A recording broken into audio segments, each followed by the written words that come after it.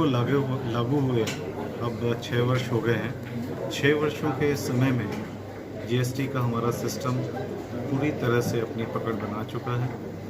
Revenue के हम लोग नए जो लेवल्स हैं वो रीच करते जा रहे हैं। लोगों में जीएसटी के प्रति एक बहुत अच्छी भावना जागृत हो रही है और ऐसे समय में 6 साल हम सेलिब्रेट कर रहे हैं जीएसटी के प्रति विश्वास बढ़ता जा रहा है और यही चीज़ एक नए टैक्स सिस्टम के रूप में जो एक डिजिटल टैक्स है जिसने कोविड का समय भी पूरी तरह से लोगों के विश्वास के साथ में पार किया, हम उसके बारे में लोगों को बता रहे हैं।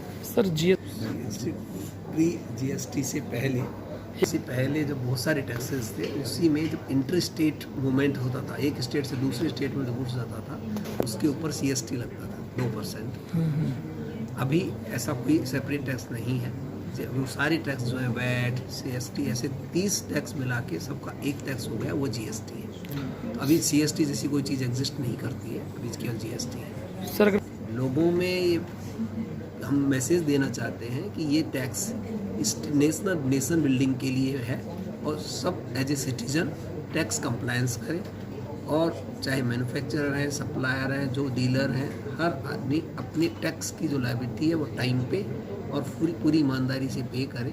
लोगों में एज ए कंज्यूमर भी अवेयरनेस आए कि हमको टैक्स जो हमें लग रहा है वो हम उसका टैक्स इनवॉइस लें, जिससे कि वो जेन्युइनली जो है टैक्स गवर्नमेंट के एक्सचेकर में आए। सर जो स्मॉल टैक्स पेयर्स, जो छोटे सब डीलर्स हैं, सप्लायर हैं, उनको नहीं लगता है। तो जब तक 40 लाख तक अगर टर्नओवर है आपका, कोई भी कमोडिटी हो, वेजिटेबल से मतलब नहीं है, कोई भी कमोडिटी अगर 40 लाख तक आपका टर्नओवर है तो आपको जीएसटी एप्लीकेबल नहीं है, आपको रजिस्ट्रेशन लेने की ज़रूरत नहीं है।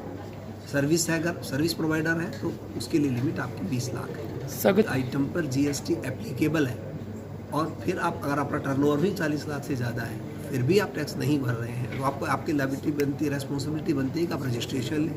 तो एक बहुत सिंपल प्रोसेस है, ऑनलाइन आपको भरना लेना है। अगर आप रजिस्ट्रेशन लेंगे तो आपको टैक्स भरना है। अगर आप ये जानते हुए कि आप 40 लाख से ज़्यादा टर्नओवर है, आपके आइटम पे जीएसटी एप्लीकेबल है, फिर भी आप टैक्स नहीं, आप रजिस्ट्रेशन नहीं ले रहे हो, टैक्स नहीं भर रहे हो, तो ये टैक्स चोरी है।